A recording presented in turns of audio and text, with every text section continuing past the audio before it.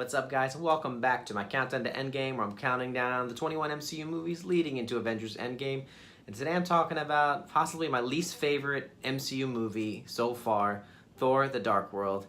And it's a shame for me to say that because technically all these movies are done really well. What sank for this movie for me is just the pacing, the storyline, and just how much of a filler this felt like. I mentioned Iron Man 2 and 3, and later on when I talk about Age of Ultron, most of the storylines were filler for these characters or these specific series. There's only one factor in this movie that connects at all to the rest of the movies, which I'll mention later.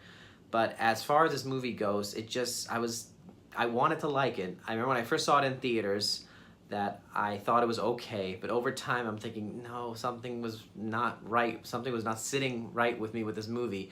And I watched it a few days ago and I kind of felt the same. There were sometimes I wasn't even paying attention while I was watching it. And for me, when I go to the theater, I tend to remember where I saw the movie, who I saw it with, when exactly it was. I can't remember anything about this movie, who or where I saw it. I just remember I saw it opening weekend and it was like a blur for me. In regards to the storyline, there's only so much I can say. This is actually the shortest MCU movie of all of them so far, running for about 1 hour and 40 minutes before the credits even roll. And along with that, there's not much that I can connect with the rest of the MCU and Endgame, except for that one specific factor. But the movie stars Chris Hemsworth once again as Thor. You got Natalie Portman again as Jane Foster. Tom Hiddleston is back again as Loki, Anthony Hopkins as Odin, and you have a new villain, Christopher Eccleston, playing Malekith. The movie starts off with a prologue dating eons ago, telling the story of Odin's father, Bor, in battle with the dark elf Malekith, who is after the Ether, the Reality Stone, which was the element that I was talking about. And after Bor defeats Malekith, they hide the Ether in order to keep it from anyone else from obtaining it. So we fast forward to the present time and we see Loki, who is now facing charges for the crimes he committed in the first Avengers movie. We then see Thor, who is with his friends at a battle in Vanaheim, and during the same time the Asgardians are seeing a rare convergence of the 9 realms being aligned, and this is creating random portals throughout the universe. And on Earth in London, Jane Foster encounters one of these portals, ending up in another dimension and encountering the Ether, which eventually consumes her. Thor finds out and tries to save her, and during the same time, Malekith is awakened when the Ether is released. Once that all happens, pretty much is just a conflict between Thor and Malekith over the Ether, trying to get the Ether out of Jane, and then you have Thor, who is having his own conflicts with Loki. And speaking of Loki, I have a fun fact for him. Originally, he wasn't even meant to be in this movie, but due to his popularity in Avengers, they decided to write him in the script. So before him, the only villain in this movie was Malekith. And I think one of the reasons this movie was at least tolerable for me was Tom Hiddleston's performance as Loki. So you can imagine if he wasn't even in this movie, I probably would have liked this movie even less. But Tom Hiddleston was great, and everyone else was great in the movie.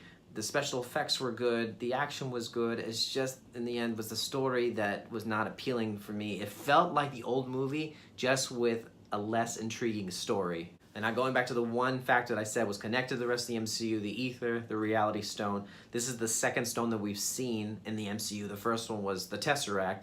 And one thing I forgot to mention about the Tesseract in Avengers was where it ended up going. And at the end of that film, Thor and Loki take it to Asgard for safekeeping.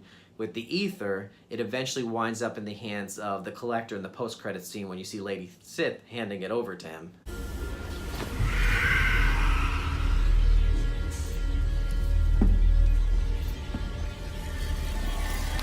I can assure you, it will be absolutely safe here in my collection. See that it is. And as most of you already know, in Infinity War, Thanos grabs a hold of the Tesseract from Loki and the Reality Stone from the Collector. And then this leads us to the only connection that you can possibly have between the Dark World and Endgame, and that's the Reality Stone.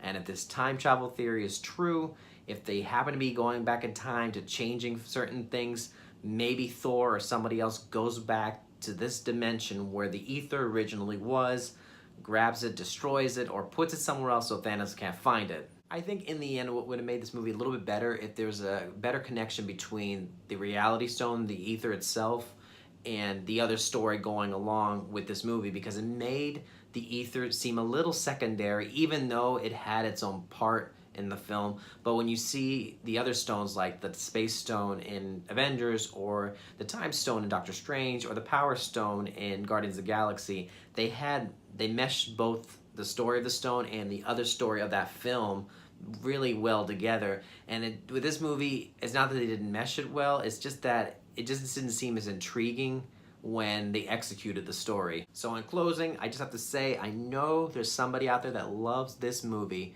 and don't be ashamed of it. Share in the comments below. Tell me why. I like hearing different opinions. That's the beauty of them, because they create conversations. Tell me if you love it, if you hate it, if it's your favorite Thor movie, if it's your favorite MCU movie. I don't care. Tell me all about it. And don't forget to like and subscribe. Share with others this Countdown to Endgame that I'm doing if they want to hear more about it. And for my next video, I will be doing Captain America Winter Soldier. That one I cannot wait for, because I believe that is the movie that was a turning point for the MCU in terms of storytelling and action. So I cannot wait to share my opinion of that movie with you guys. You all have a great week. I'll see you at the movies.